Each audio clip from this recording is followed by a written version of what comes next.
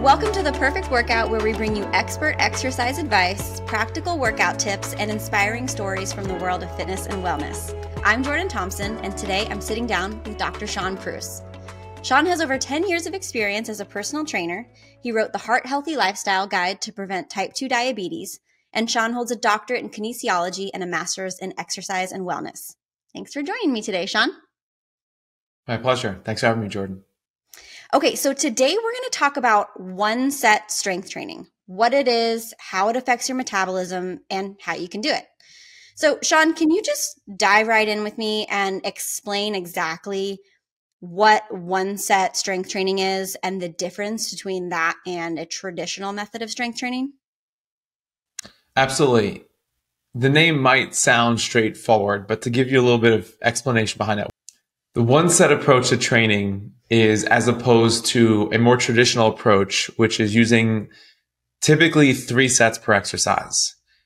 This comes from research actually stemming back to the 1940s, where a physical therapist decided to use 3 sets per exercise with each muscle group.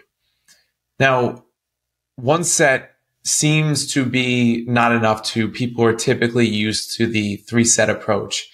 However, there is research showing that the vast majority of the benefits that people are seeking from strength training come with workouts as short as 15 to 20 minutes, including research with people simply using 1 set per exercise. Okay. And I definitely want to dive a little bit more into the benefits of that. And we'll talk about how long a workout is when you're using one set training. But just to clarify for anyone listening or watching, when you say 3 sets, you're talking about like 3 sets of multiple repetitions, right? Like the most common would be like 10 to 12 repetitions. And then you do that, say 3 times. Correct. Typically, people will do, as you said, 10 to 12 repetitions. They'll do that 3 times. None of those sets are with full effort. So every set ends with a lot of gas left in the tank, so to speak. So, and then people are really aiming to maximize their effort on that 3rd set when that 10 or 12 reps is meant to get them to complete exhaustion, or what we call muscle failure, or at least close to that point. So the 3rd one is often the all-out set, and the first 2 arbitrarily stop at about 10 to 12 reps. Got it.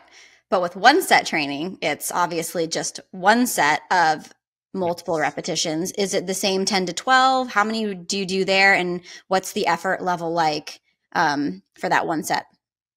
Well, with 1 set, we're thinking more quality over quantity. What we're trying to do is get the maximum benefit out of using the exercise just 1 time for 1 set. How many repetitions? That really varies. Generally, we aim to work to muscle failure, and that is performing every rep that you can physically complete. And then that last rep is a rep that you can't complete because you've completely exhausted your muscles, which has a number of benefits to it. But just performing that 1 set to complete exhaustion ensures that you are maximizing everything you can get out of that exercise. And going back to that point before about research, it is shown to basically help people get almost all of the benefits of the exercise in just that 1 set.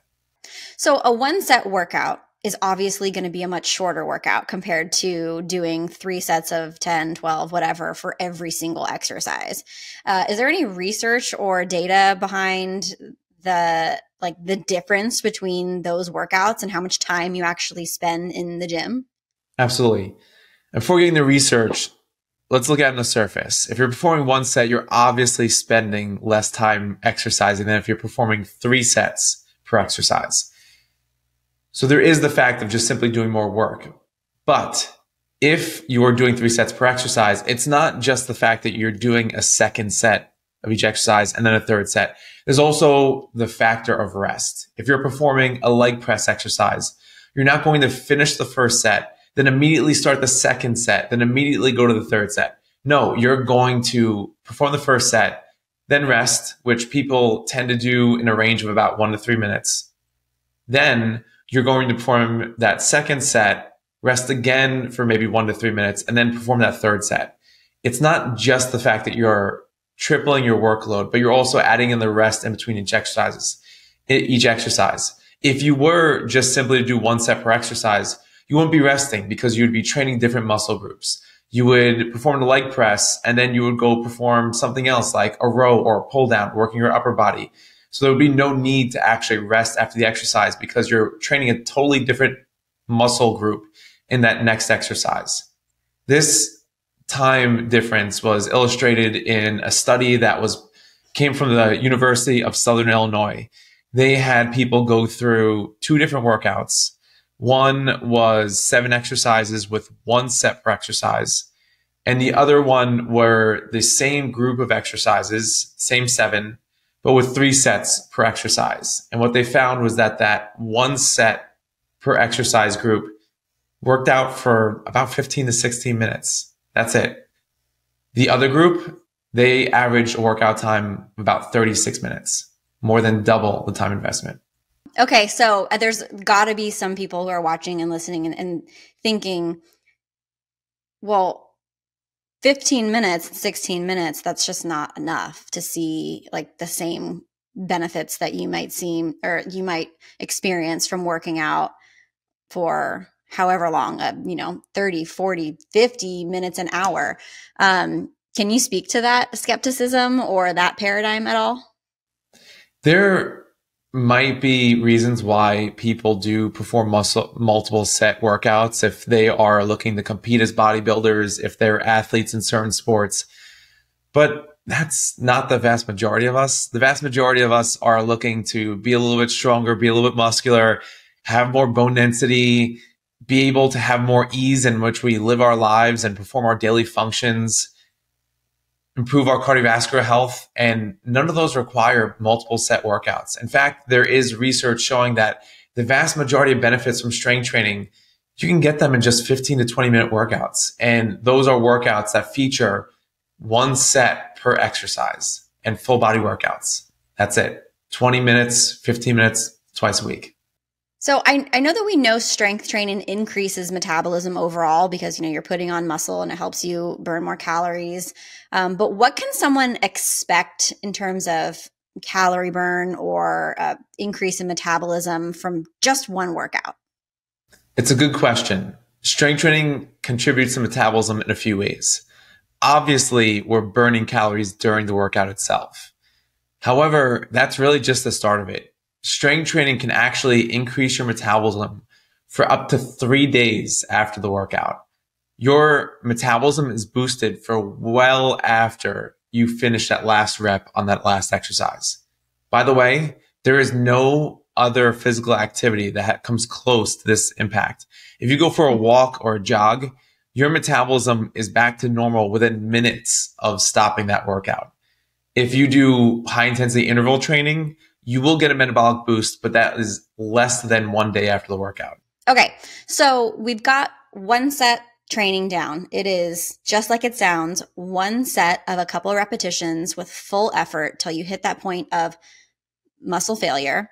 And you do about, like you said, maybe 7, 8 exercises. It's a full body workout.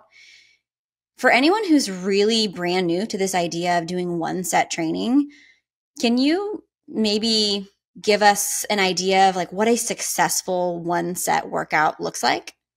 A single workout using a 1 set approach should target all the major muscles of the body. So we're talking about both lower body and upper body. You would want at least 1 exercise per major muscle group. The first exercise, we used to think that we'd want to make this the largest muscle group, but what research has shown in the last few years is that you actually want to make your first exercise whatever it is you're most focused on. If you want to get bigger biceps, do bicep curls first. If you want bigger hips or thighs, do a leg press or squat first. In the workout itself, as I mentioned, you want to target all the major muscle groups. So we're talking about at least 1 lower body exercise where you are pushing. So this is something like a lunge, a leg press, a squat. You'd also want to do something to target your hamstrings, the back of your thighs. And that could be a leg curl or deadlift. In your upper body, you have a couple different major muscle groups that do different functions. You'd want a couple of pushing exercises, preferably one where you're pushing forward for your chest. This would be something like push-ups or bench press or chest press. You'd want to push upwards to train your shoulders. This could be a shoulder press or something like a lateral raise. And then you want to do a couple of pulling exercises for your back muscles. One where you're pulling down. This could be a lat pull down itself or pull-ups or chin-ups. And then something where you're pulling backwards, which could be a compound row. Now, those are several exercises. You could just simply have a full body workout using those things that we just talked about.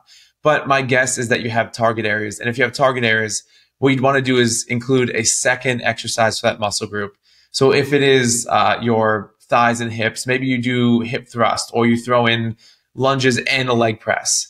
If you want to train your arms, then you would throw in biceps curls and something to target your triceps, such as a close grip bench press or something like a triceps rope pushdown. But at a minimum, aim for at least 7 exercises. On the high end, go 10 or 12 or whatever your conditioning can allow for. But train all your major muscle groups to at least 1 set, and then throw in a few complementary ones to target your key target areas. Perfect. Thank you, Sean. My pleasure. Thank you so much for listening. For more tips on health and wellness, nutrition, exercise, and of course, strength training, be sure to subscribe and head to theperfectworkout.com.